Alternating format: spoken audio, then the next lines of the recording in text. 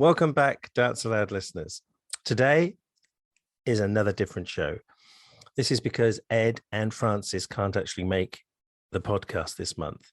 And so rather than me sort of doing a whole solo one, which I wouldn't rule out, but we decided to do what a lot of other podcasts do. And that's what they call, or what is called, the classic replay.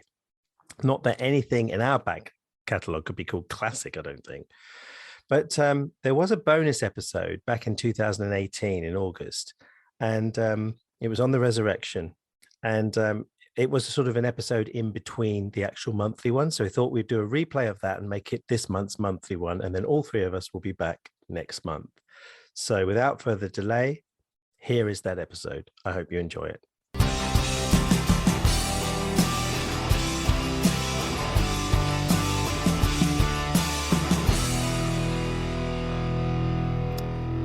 Welcome back, Doubts Aloud listeners. And as promised, we're here. We're with a bonus episode. And for you, we've got a guest speaker, as I had said on the last podcast. Actually, Ed, I just want to put something to you and Francis. Do you know how many listeners we have? No, I've no idea. No. Well, I don't either. But because we're based on reason and evidence, I have evidence of definitely one listener, and he's here on the line. It's Mathew Hartke. Here I am. Yeah. So what better evidence than that? We actually have someone from across the pond. Okay. So on the line from the US, we have Mathew Hartke. That's how you say it, isn't it? Yes, it is. Now, I first heard Mathew on The Unbelievable Show, a show which, as you know by now, has a lot to do with this show and or with this podcast. And that was on The Unbelievable Show on the subject of Jesus as the failed apocalyptic prophet. And episode 4 of Doubts Aloud goes into that in detail, so check that out. So, Mathew, I'd just like to ask you that going from that subject into many other subjects, can you just sort of explain your journey to doubt and your stage of doubt, and then how it led to the issue of really knowing so much about the resurrection? Yeah. I explained part of my journey on that Unbelievable episode, so I'll try not to retread too much of the same ground. But I mean, in that episode, talking about Jesus being a failed apocalyptic prophet. That was definitely a big issue. Eschatology in general was a big part of my journey, a big focus, and so the more I delved into that subject, the more that became an issue. In addition to that, there was the problem of evil was something that I increasingly felt like I couldn't avoid. And the problem of divine hiddenness was also something that I felt very, very, very personally. All of those, though, I felt like I could kind of plug those holes. It felt like I had, like I was in a boat and there was these little holes in the boat, and I could plug this hole, I could plug that hole. I went into the Old Testament, and I was like, okay, I can kind of get by with a non-literal reading of Genesis. It doesn't really matter if the Exodus happened or not. That's okay, myth, legend there, that's fine. But the more the questions kind of came into the New Testament, the more the questions kind of started to focus on Jesus. Kind of the last stand that I had was with the resurrection. And as long as everything else could fall, and I was like, I can still consider myself a Christian. I can still hold on to this, as long as I can still believe that Jesus rose from the dead. But unfortunately, it just or fortunately, I mean, at the time it felt unfortunate. At the time it was a really difficult thing to go through.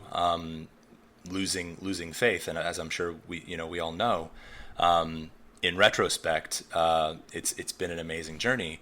But I had read N.T. Wright's really his big 700-page book on the resurrection, and I found that really convincing for a number of years. But the more I read, the more I studied, the more I realized that he brings a really compelling case if you only really read his argument. But the more I looked into it, the more I realized that actually there are a lot of holes here. And he spends like 700 or about 600 pages arguing for like the Jewish understanding of resurrection, and the appearances of Jesus and the empty tomb, that the disciples, that they believed they saw Jesus and that the tomb was found empty. And then he kind of poses that question, and he's like, well, how can we explain this? The only answer, the only possible answer, the only plausible answer is that Jesus actually rose from the dead. And I kind of closed the book and I was like, well, hold on. Like, that seems to be like, the more I thought about it, the more I was like, I can imagine quite a few alternative theories that could explain those two phenomenon, the empty tomb and the appearances of Jesus, or the disciples, at least their belief that they had seen Jesus alive from the dead. And that question just nagged at me for about 3 years. And I just kept trying to find literature that would help shore up my faith. And so read like Mike Lacona's big book on the resurrection, Gary Habermas, William Lane Craig, everything that I could get my hands on. But the more I read apologists, the more I actually found that like these guys aren't answering my questions, and they seem to me to be just lacking historical creativity, just kind of positing the supernatural event of God raising Jesus from the dead as the only possible scenario, and then kind of arguing against these straw men of like the swoon theory, or a caricature of like the hallucination theory, or things like that from what I've seen, skeptical scholarship has actually progressed a long way since those kind of 19th century solutions, or skeptical answers, and I just wasn't seeing any of the conservative scholars or apologists really deal with those questions, and so that's how it really started for me. Okay, that is a terrific summary, Matthew. And Ed and Francis have to say that I've followed sort of Matthew on his Facebook, and I have to say that I've said this to Matthew, so he's heard this before, but I really don't need to say or write anything on Facebook, because Matthew writes what I would write, except better. Actually writes better. That's too kind. And so because at so many points, it's like that's exactly what I think in these similar areas, particularly when it was on the preterist and other stuff as well. I came to look at the resurrection at the very end of my journey to think, okay, if it didn't happen, what could have happened?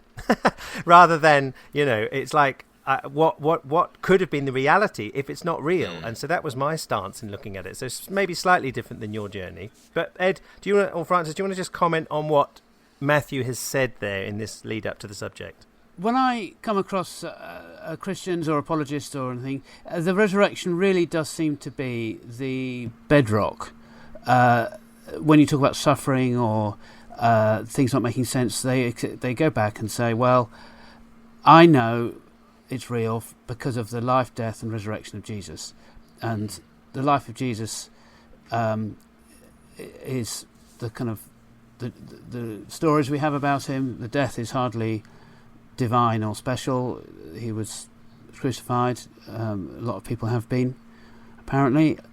And so really it's the resurrection that is the kind of foundation of it all. And I'm not sure how carefully people consider the alternative explanations, because what we're not explaining other ways of explaining an empty tomb and a Jesus appearing in a room and eating fish. We're explaining the data we have that's been handed down to us from the first century. Yes, it's I suppose I never thought about it as that particularly compelling. When my lack of belief disappeared, it more disappeared in terms of my belief in God, and when my belief in God went, then everything else just followed all in one lump, as it were. It wasn't that I picked out that there's strong evidence for the resurrection, and if there's strong evidence for the resurrection, then Jesus must have been a divine person. It didn't work like that for me. My belief in God went, that was foundational, everything else disappeared in a puff of smoke. Well, okay, then, Matthew, maybe the best way to sort of proceed in this is just to sort of say, okay, coming to it like you did, you sort of turned to it, I turned to it. What was some of this strikingly? Were you surprised when you looked at it that it didn't hold up? Was it a real shock? Yeah, very, very much so. I mean, one of the first, probably the first question, it was more just an intuition that I had, but it was just an awareness of kind of the intrinsic oddity, and kind of this feeling of unnaturalness in the resurrection narratives, the way that Jesus kind of appears and disappears, how short his exhortations are, how short his words of comfort are. So just the kind of the eerie feeling of the resurrection narratives in contrast with the rest of the gospel narratives, about Jesus's life. It just has a very kind of otherworldly, kind of tacked on artificial feeling to it. And then the question of like, where did Jesus go afterwards? And if he's risen, where is he now? And the way that Luke's narrative kind of answers that question, in Luke and in Acts, with his story of the ascension. And I couldn't help like reading that and feeling just the close similarity between the narrative of the Luke's narrative of the ascension and the story of Mormonism, and the way that you have the golden tablets that Joseph Smith receives, and he translates the golden tablets to produce the Book of Mormon, and then he shows the golden tablets to the 8 witnesses and to the 3 witnesses, and they all verify, like, we saw these golden tablets, and they give their testimonies. But then the question is where are the tablets now? And the very convenient, explanation that's given by the Mormon Church is that, well, the angel Moroni came back and took the tablets back up to heaven after Joseph Smith wrote them, and so it's this weird, like, okay, so we're in this position where we just have to trust these eyewitnesses, and there are these eyewitnesses, and in that sense, I mean, because it's so much more recent than obviously the records that we have about the beginning of Christianity.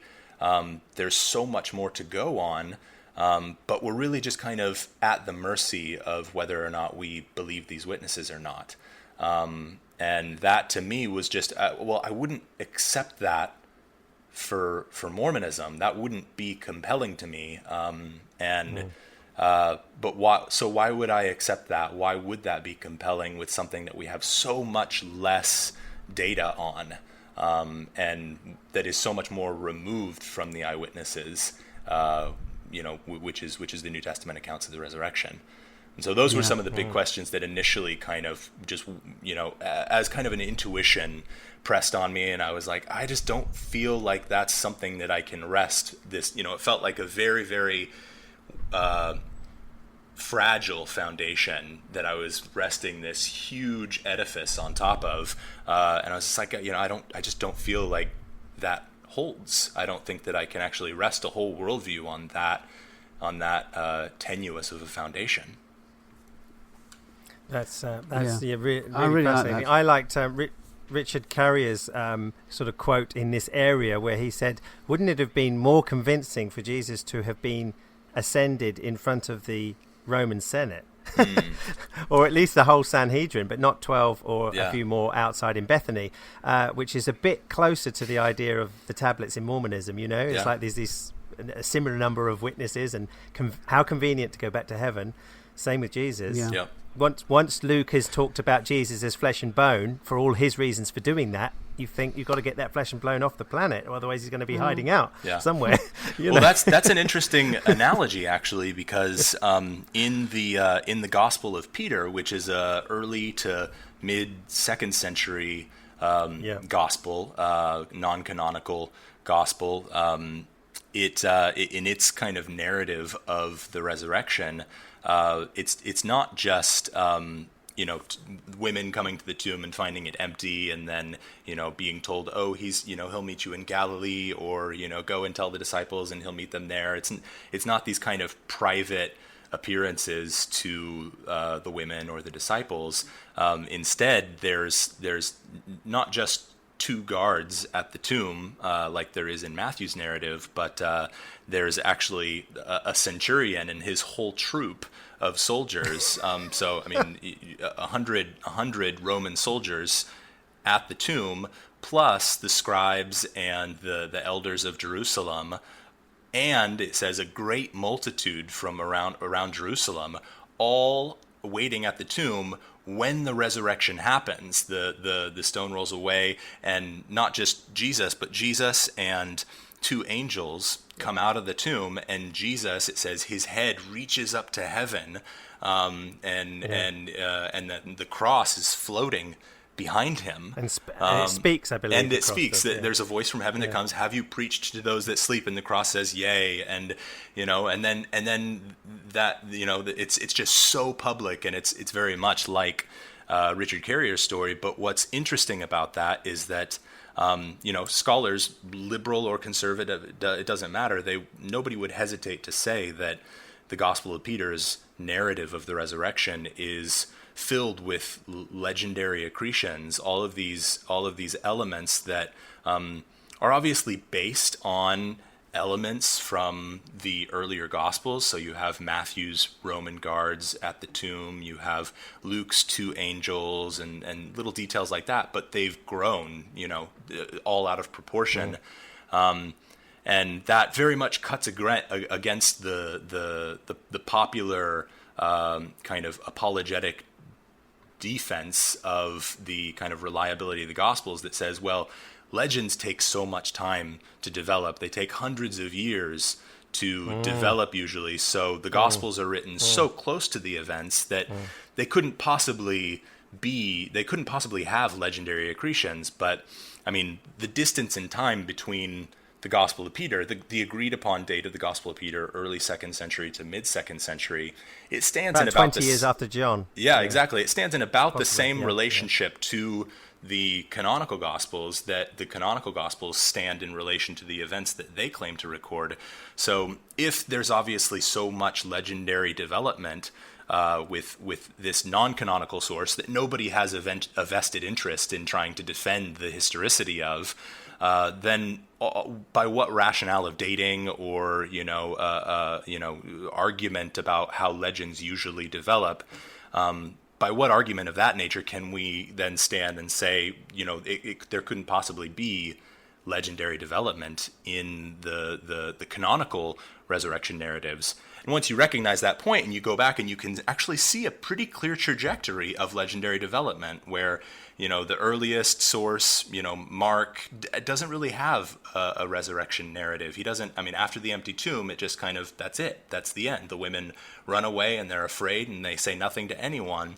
And then Matthew changes that, and he has them, instead of running away afraid and not telling anyone, is that they went away with great joy and they went and told the disciples, and then Jesus appears to them in Galilee. And then Luke comes along and he's like, well, let's change that. It's not Galilee, it's Jerusalem. And he doesn't tell them, go and I'll meet you in Galilee. He says, remember when he was in Galilee and he told you he would meet you in Jerusalem. And you just see these elements that get changed, get redacted from one gospel to the next. And you can see actually a very clear, when you realize the dating of the Gospels relative to one another and how they were dependent upon the earlier sources, Matthew and Luke being dependent on Mark, and once you like read them in relationship to one another, you can actually see a pretty clear trajectory of legendary development, and that's the evidence. So. And Mark has the resurrection as the most private event you can imagine. Mm-hmm. If you compare the beginning of Mark, and Mark, just in case Matthew here, not St. Matthew, but our Matthew on the podcast, was saying how Mark was the first before all the legendary accretion was added to it, and we don't know how much legend there is prior to Mark, but that's the earliest we've got. So Mark is a really useful place to start. And Mark has Jesus' ministry in Galilee, and there Jesus is very out in your face in terms of his miracles. People saying, who is this person? Even the spirits obey him. What's happening among us?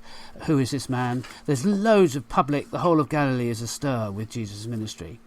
Beginning of Mark, and then at the end of Mark, you have this incredibly private event. You've got women go to a tomb, meet a man there who other gospel writers seem to think is angels, and saying, "Look, the tomb is empty, and go and tell the disciples." And the women, if you treat it as the text says, the women ran off afraid and didn't tell anyone. They didn't even tell the disciples.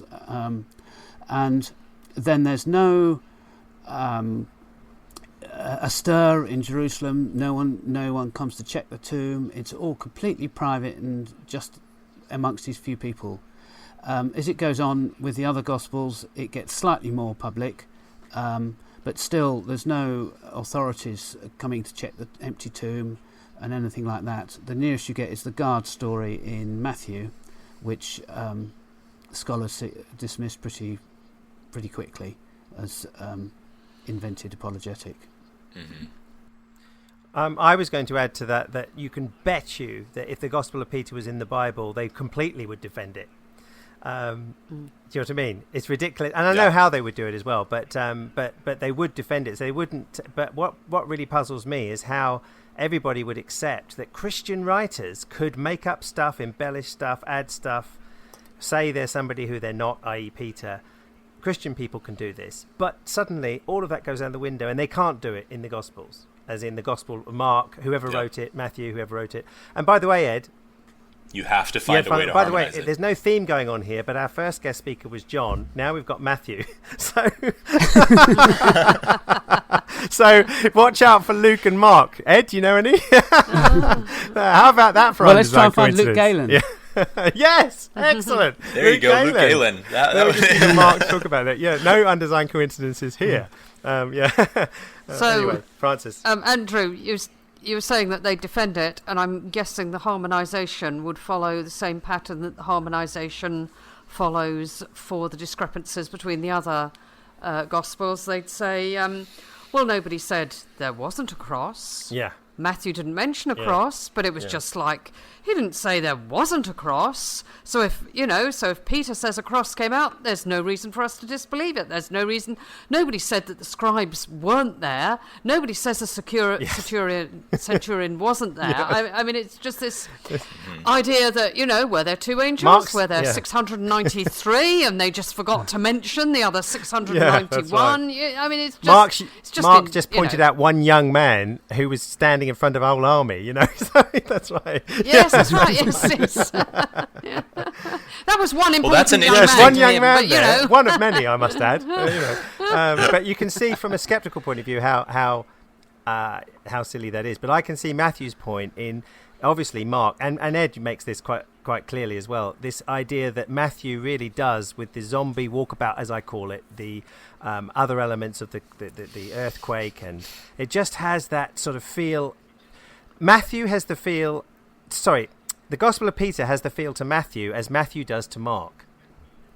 Do you see what I mean? The same kind of, I Yep. wish he hadn't said that or done that or gone so extreme, which means apologists have a hard time making it all historical. And Mike Lacona loses his job over it, you know. Exactly. So... And he was, and I mean, Mike Lacona's explanation for if you read in his book on the resurrection where he talks about that zombie apocalypse passage, he only offers, he talks about it as being possibly a literary device that is drawing on apocalyptic motifs, and very much in kind of an anti-right way of investing this story with kind of its theological significance. But he treads so lightly, and he uses the phrase, that it is a literary device, which kind of, sounds kind of like a euphemism for legendary development. But he doesn't. He's very careful to try and say that, this is something that people would have understood as a genre thing, as like a, they wouldn't have taken it literally. But of course, he loses his job even when he's saying something that is so mild and so like treading so carefully and trying not to say the words like legendary development. He only offers it as a possibility, like maybe this is an explanation. And if that's the case for someone like Mike Lacona, then how many other conservative scholars are afraid to lose their jobs and are held are beholden to kind of the party lines of I think we've established that this approach of using the Gospels as eyewitness testimony for the resurrection, and therefore we can know with confidence that the resurrection happened, that really is a non-starter. And even Justin in his book Unbelievable doesn't go there. So I think it'd be great for us to, since our show is so kind of in respect of Unbelievable and Justin, to start with how Justin does present what he feels is a solid argument for the resurrection having happened. Matthew, what did you make of Justin's chapter in his book on the resurrection? I thought Justin did a really good job of summarizing the minimal facts approach that you see kind of in more detail in the works of Gary Habermas and in the joint book between Habermas and Lacona.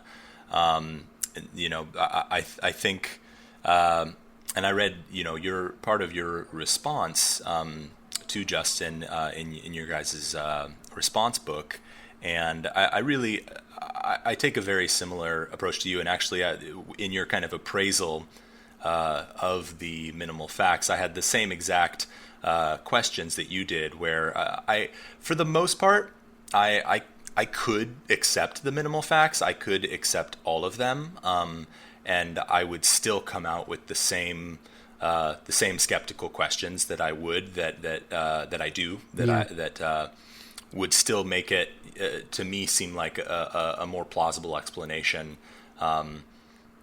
A naturalist explanation would be more plausible than resurrection, but the empty tomb, let's go down these lists of minimal facts, because not everybody would have heard all this stuff. From memory, the first one is that the crucifixion really did happen and Jesus really did die. He didn't sort of swoon and recover in the tomb or anything like that. And the point of these minimal facts is that Justin or Mike Lacona and Gary Habermas, whom he is leaning on to a degree, will say, okay, let's just have as a basis what the scholars, even on the sceptical side, will agree with.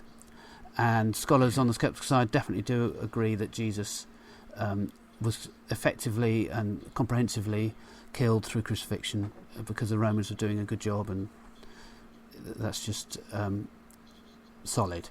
So that's fact one, and so it gives a sort of flavour for what we're going for. Fact two, I think, was the empty tomb. Fact three was that Jesus appeared to the disciples.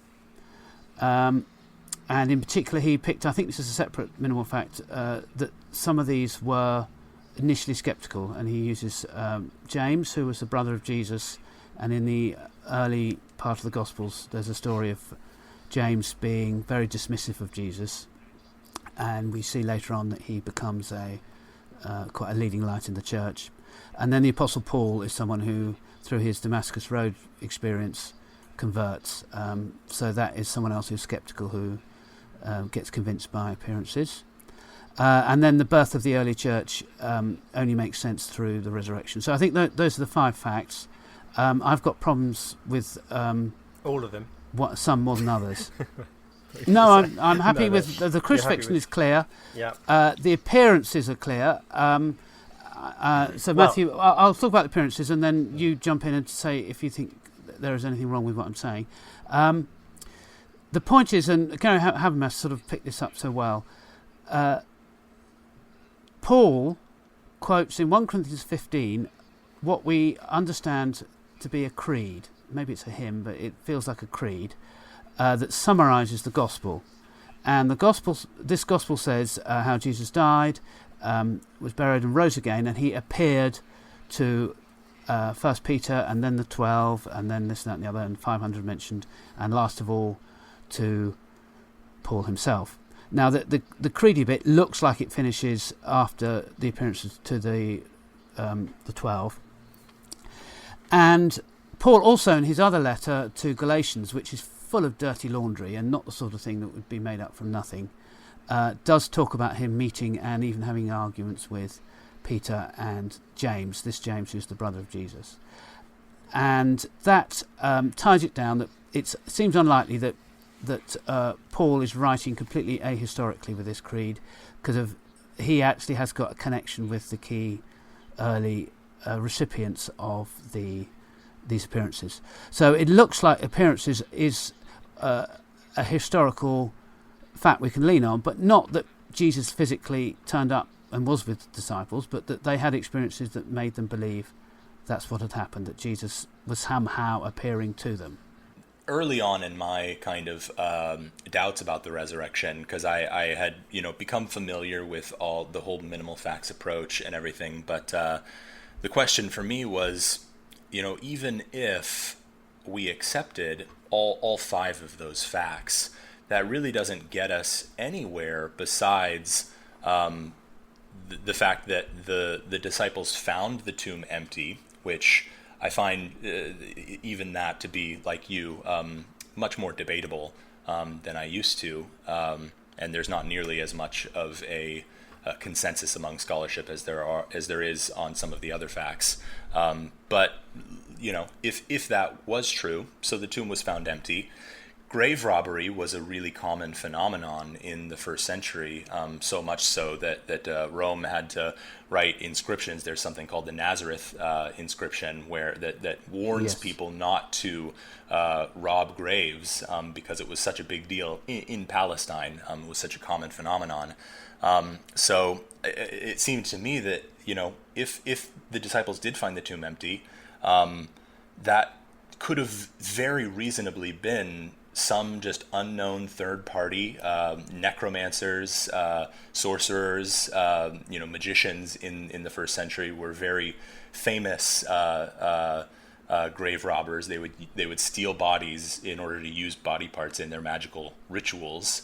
And they really prized the bodies of saints or holy men or wonder workers, and they really prized people who died very gruesome deaths. Both of those things were very sought after. So obviously it's speculation. We could never say, but that's an entirely plausible scenario that necromancers or some other unknown third party could have stolen the body. And if Jesus ever said the kinds of things he did about suffering, about vindication after suffering, if he had an apocalyptic framework that expected a resurrection of the dead, then coming from that worldview, if the disciples did find the tomb empty after his death, and they had, all of this background knowledge of Jewish expectation for resurrection, of this belief that he was the Messiah, that he had said, God will vindicate me in my cause, then it would have been very believable for them to think, let's go fast and pray and try to, ask God what happened here. It's puzzling, but it's a very suggestive puzzle. What happened to him? And of course, they're in this state of mental confusion. They're in they're dealing with grief. They're dealing with guilt over having fled. All of this situation is very ripe for having a visionary experience, having what might be called a hallucination, a projection, a mental projection of what they wanted, which was a conclusion to this horrible story. They wanted a reversal. They wanted to, for everything to turn out okay. And so it's not at all a stretch, just based on all of the literature that we have about, visions of the recently deceased, and other phenomenon like that, and how common those kinds of experiences are. It's not at all a stretch to think that the disciples could have projected these visions of Jesus and then interpreted those as confirmation that God vindicated him, that he is alive, that he rose from the dead, and then that those initial experiences could have then inspired the legendary development, the very quick legendary development, as those stories spread in the early Christian community, and other people then claiming those same experiences, and that's the way legends often happen.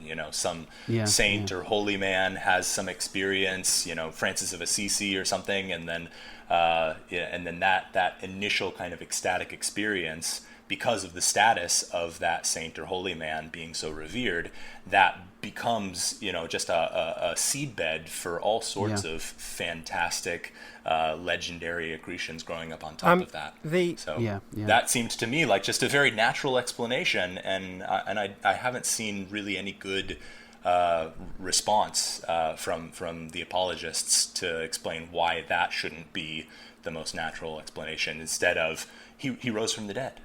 Makes me wonder about the very, very interesting, and I wanted to bring it on soon, to the what I call the doubting tradition within the Gospels. But before that, the natural assumption of Mary was not, he's been raised, but we don't know they've taken the body and we don't know where they've laid him. Interesting response, because that is a natural response, isn't it? The body in the story there, and I think I'm not sure if that happens again in another Gospel or not, but certainly in John. And also the question of when she tells Peter, I think, and the other so-called disciple, whatever that means, and they come, and then he gets into their tomb and he goes, and then he believed too. It's argued that that wasn't a belief in the resurrection. That was a belief that the body had gone, because then they all disappear back to their hometowns. Very strange reaction. What do you make of that? And it contrasts strikingly with the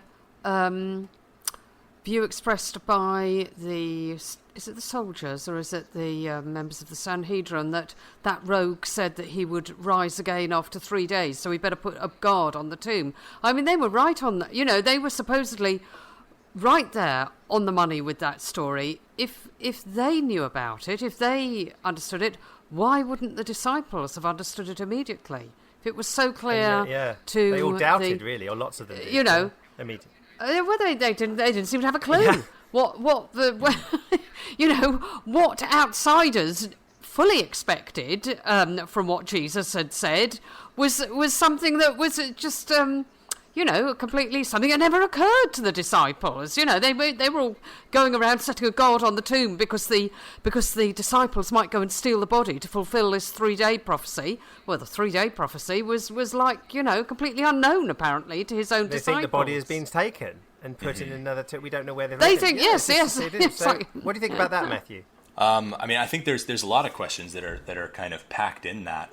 But I mean, I think one of the interesting things about John's gospel, in particular, and you have that, the beloved disciple coming into the tomb and and seeing the grave clothes there, and then that's all he needed to believe. Yeah. And in Luke, I think Peter comes and sees, and he marvels when he sees the inside of the tomb. But one of the interesting things about John in particular, because that is really strange that he would see and he believes, it says he believes, and then they go to Galilee and kind of continue life as normal.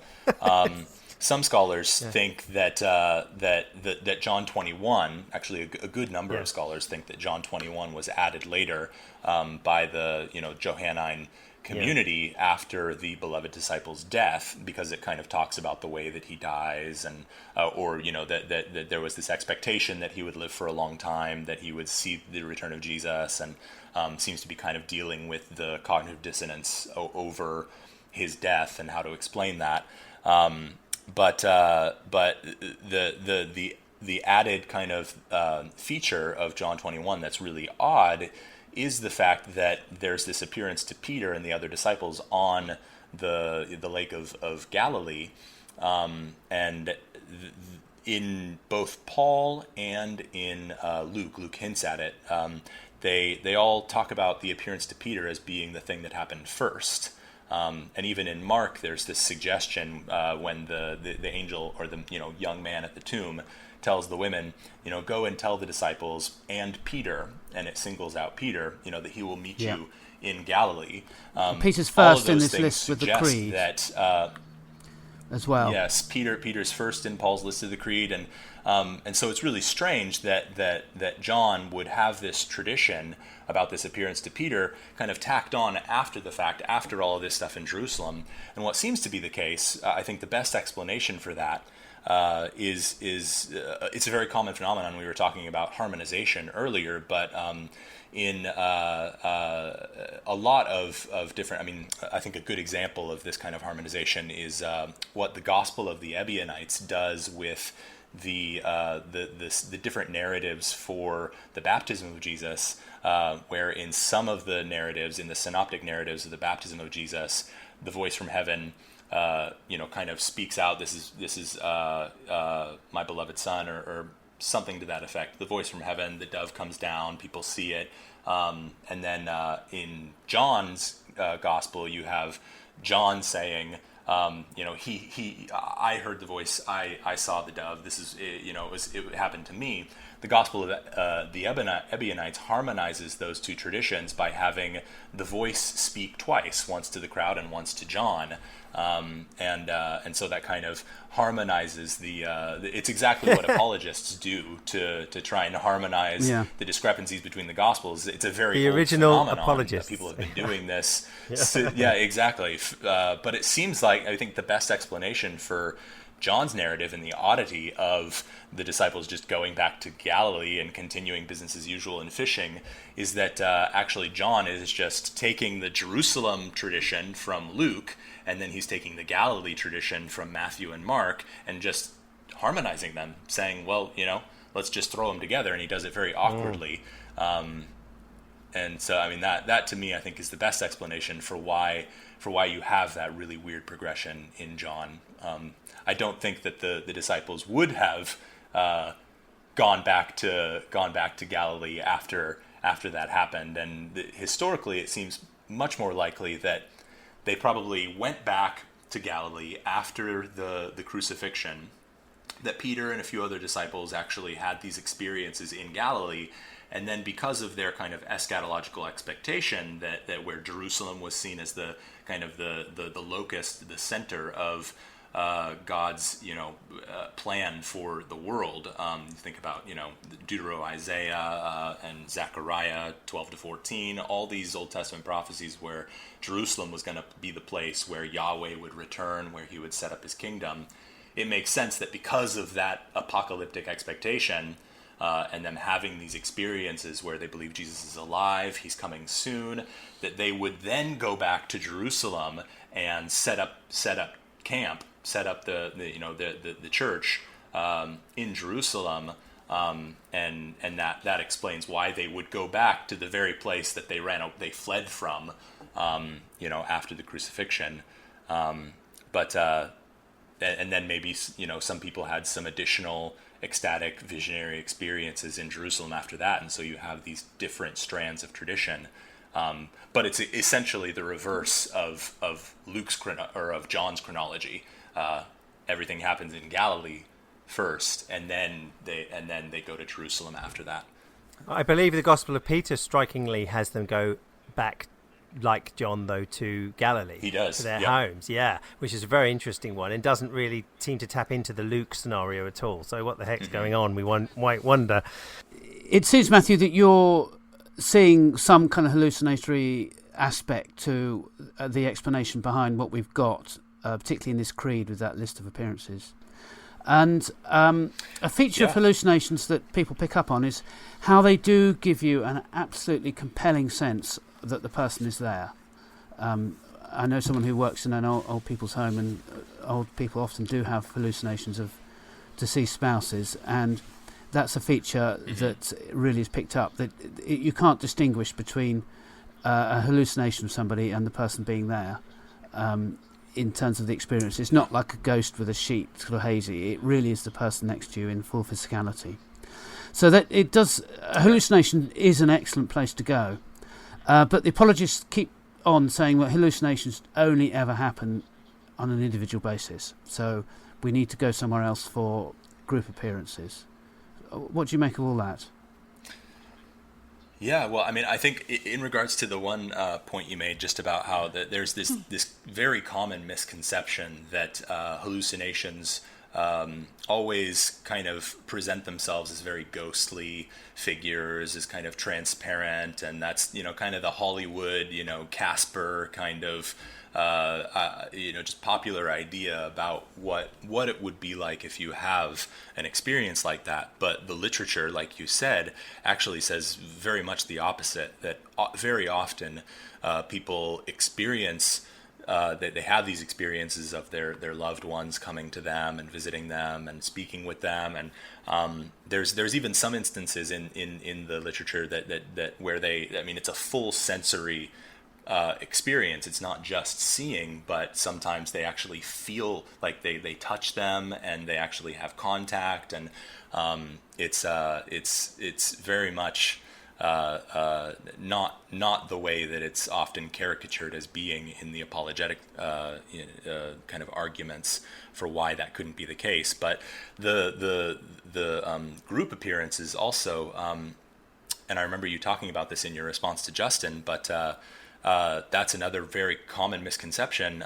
And honestly, the best book that I've read on this issue is Dale Allison. He's a professor of New Testament at Princeton Theological Seminary, but his book Resurrecting Jesus, he just does the best job at kind of cataloging the different arguments for and against, and is very nuanced in his approach, but he spends like 30 pages just cataloging the literature, and every page is like there's one sentence and then the footnotes is the rest of the page, with all of the sources on the literature about visions of the recently deceased, and he shows just parallel after parallel after parallel between the literature on that phenomenon, very widespread phenomenon, and what we have in the accounts of the Gospels of the appearances of Jesus.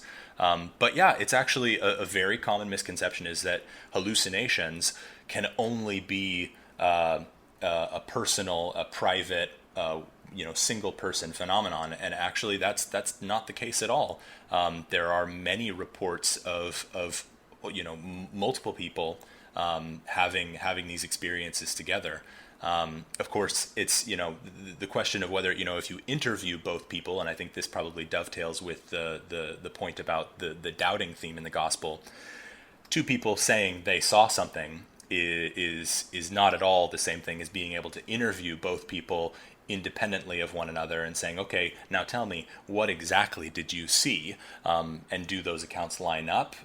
And I think that that dovetails both with the doubting theme in the Gospels, and that's a very interesting thing that we can talk about. But it also dovetails with the discrepancies, how wildly different the different traditions are in each Gospel, how little correspondence there is between their narratives. Both of those facts beg the question. Both of those kind of pieces of data beg the question about whether or not the kind of core historical happening that's at the root of these stories, whether it was something that was really kind of corporeal, a physical appearance of Jesus, a public appearance of Jesus. It seems there's just a lot of evidence that actually it's not nearly as physical or as public as they kind of want to say that it is. Yeah, it's certainly on the public-private. We've been there, and it's clearly a private matter. But once you have one person believing that Jesus has returned in a very physical way, then other people having religious experiences that make me think, oh, yes, Jesus was in the room with us. It doesn't really matter if that's physical or not. It's another appearance that gets sort of added to the list. Carl Jung, in his he did a lot of research. The psychologist Carl Jung did a lot of research in the 50s on UFO sightings, and he developed this concept that he called visionary rumors, and he talked about the way that these experiences kind of become a psychological contagion that kind of taps into a fear or just a heightened emotion of a large population, and then kind of catches on like wildfire. And he just notices kind of the very local, North American phenomenon of UFO sightings, and how that kind of tapped into this fear in the 50s about the USSR, about the atom bomb, all of this stuff, and how that made people want to imagine kind of salvation from another planet, and kind of fixing the issues, and how that was kind of the psychological explanation, but he called it visionary rumors, and I think that's a really good description for a lot of these kinds of phenomena. Sightings of the Virgin Mary is another really good example. There's a number of things like that where groups report seeing these things, but then when you interview them one-on-one, it doesn't quite work out the same. I think that what is called, we can get onto now, the doubting tradition, as they call it, or the doubting theme, or goodness knows what. This was something that really struck me as odd. And in one sense, it actually throws a slight spanner in the works because visions and hallucinations, things like that, it's quite common that you know what you saw and it seems so real. And, I was reading in one book, I think it must have been Bart Ehrman's book, and it was about that hallucinations, when people see their partner, that they recall it actually in those things. It's like, this was so real. This was my husband was there, I don't care what you say, he was right there. And he died 3 years before or something like that. But here we have this rather unusual contrary trend in the New Testament, which is the doubting theme. And of course, one of the classic verses is in Matthew. They go to the mountain and they see Jesus, and then it says, and some doubted. And you go, what? He's right in front of you. Is this the Jesus you thought you knew, that you were with and walking around or saw in talking in groups and things, and now you're doubting? You can just imagine the conversation. Thank you. Oh, he's risen again. Well, I'm not so sure. Imagine that conversation with the two of them, and he's saying, well, he doesn't quite look the same. And then the Road to Emmaus guys say, well, yeah, we didn't recognize him. We talked to him for ages, but he broke the bread, and then we saw who he was. And you're thinking, what? And then Mary says, I thought you were the gardener, and then it's suddenly Jesus. I mean, what is going on, Matthew? Tell us. Well, that's actually another thing that in the literature on visions of the recently deceased, you would I think that there is that intuition that people wouldn't doubt, that it would just seem so real and so convincing, but actually oftentimes there actually is a response of doubt in the literature. And Dale Allison catalogs this, that it's not uncommon for people to actually doubt their experiences and to say, like, I mean, obviously, because that conflicts with what, you're like, well, I know they're dead. I know that they died, but I had this experience and it seemed really real. So that's not actually that uncommon. But I think the interesting thing about the doubting theme is that it kind of, it shows us that there is this alternative, that there is kind of this minority report, so to speak, that we don't actually get access to. There's a nod that some people doubted, and there were other interpretations of this event from people in the community, from disciples, that we don't actually have access to, and we only have access to the story or the stories of those who believed. Even those are very contradictory to one another. But what would it be like if we actually had a first-hand report from Thomas, or somebody else who, what would that actually look like? And we don't know, because we just don't have access to that. So we have a very, very, very narrow window into what really happened, and it's only from the believers. And they say, oh, there's some people who didn't believe, but like, well, let's hear that. I mean, if we're going to actually have a full... Well, this is exactly some of the followers. This is exactly what you'd expect if this was a naturalistic explanation of these events. That someone has a hallucination, we think maybe Peter, get absolutely convinced, shouts it out to all the other disciples, look, he's alive again, I've seen him himself, he was there. Then other people, we get carried away, and there are group meetings where, wow, that was amazing. And some people will get caught up with it, and some personality types will say, hang on a minute, you're all just getting carried away, and will doubt. I'd like to go right back to 1 Corinthians 15 again on this, because that was written about AD 55, we think, which is well before Mark was written, well before John, which was in the 90s, and this revelation that Matthew was just talking about, also that late.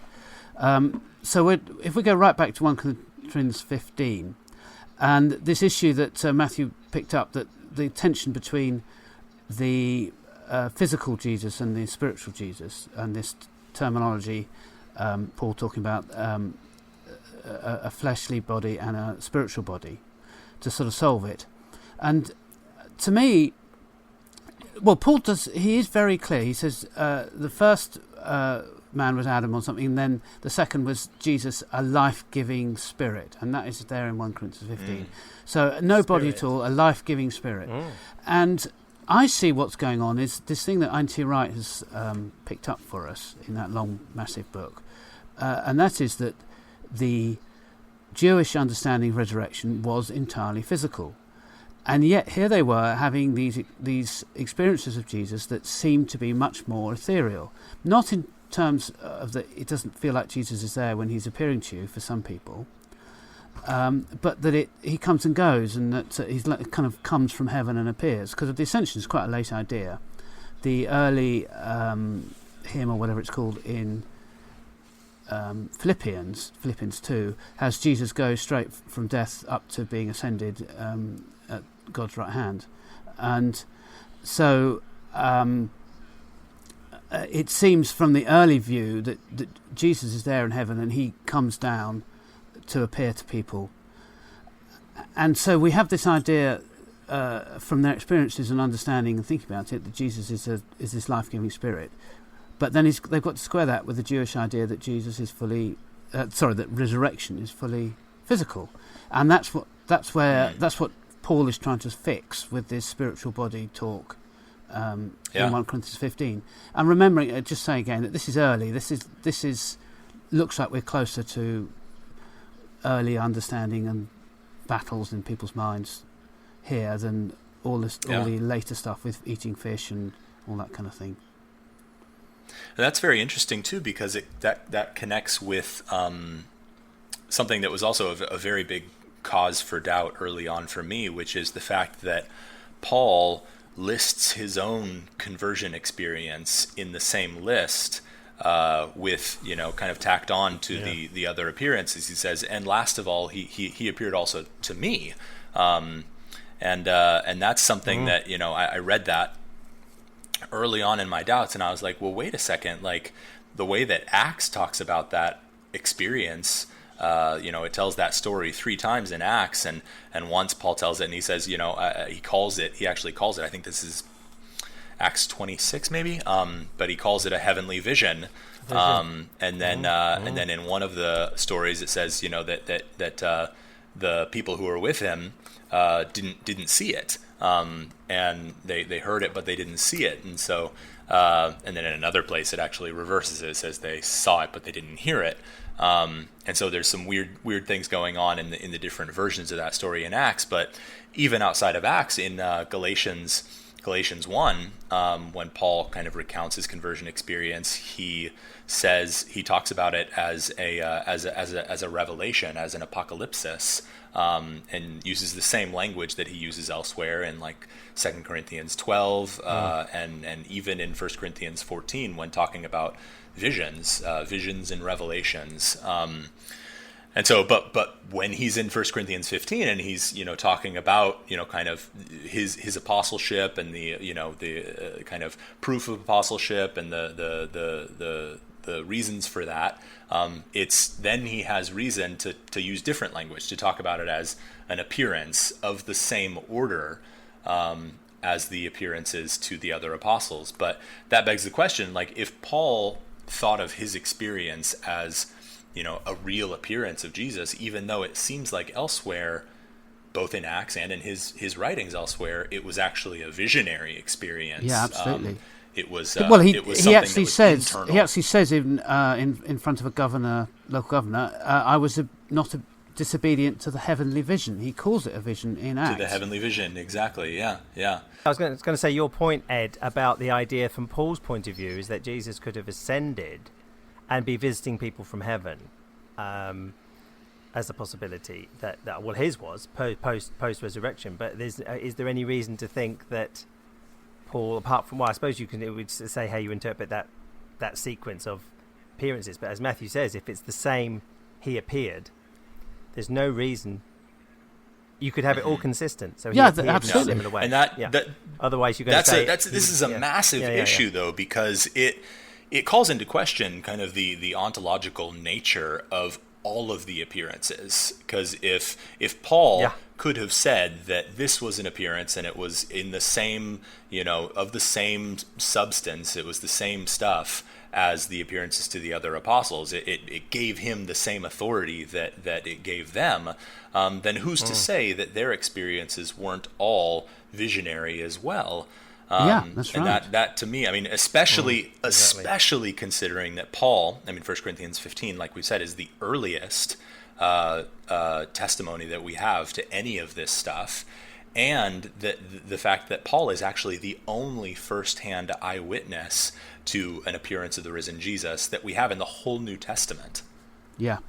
All of the other stuff in the Gospels is all secondary. Paul writes about his experience only once, and that is he gives the story of his life early in Galatians, and instead of saying Jesus spoke to me and I was on the road to Damascus, he says that Jesus revealed himself in me. Not all English translations have it in me, but it's different. Loads different of them do. Yeah. So it's very difficult to interpret that as anything other than a religious experience or an internal experience, rather than Jesus actually standing next to him in a what he feels is a full physicality. Can we move on to some of these more we talked about at the beginning, things like I've always struggled with this. When you see on YouTube, if you type in resurrection debate, you will get, as you know, Matthew, Ed, Francis, stacks of debates on the resurrection. I would love to see a debate on the ascension. I would just love to see it, because it's not that I know what, like, I've talked to John, who we interviewed on here before, and what the ascension for him, as I mentioned, I think in episode 2, he said the ascension he believes creedally. Yeah. But not in the same historical level as the resurrection. But the thing is, for me, from a Christian point of view, evangelical point of view, conservative point of view, the ascension would be just as historically real with a video camera, according to Acts, as the resurrection. Now, historical evidence is very different because you've just got it in Acts. But the fact is, this is part of, to me, I can't see them separated. You have if you had a resurrection that's totally real, and then Jesus living somewhere in, I don't know, South Jerusalem to this day, he's got to have ascended in a physical way, according to Luke. So, Matthew, what do you think about the fact that this isn't really addressed in apologetics? Yeah, I mean, I think that the ascension is just pretty obviously one of the more embarrassing features of the gospel record. I think for a lot of reasons, but I think one of the big reasons why modern scholars don't really talk about the ascension at all in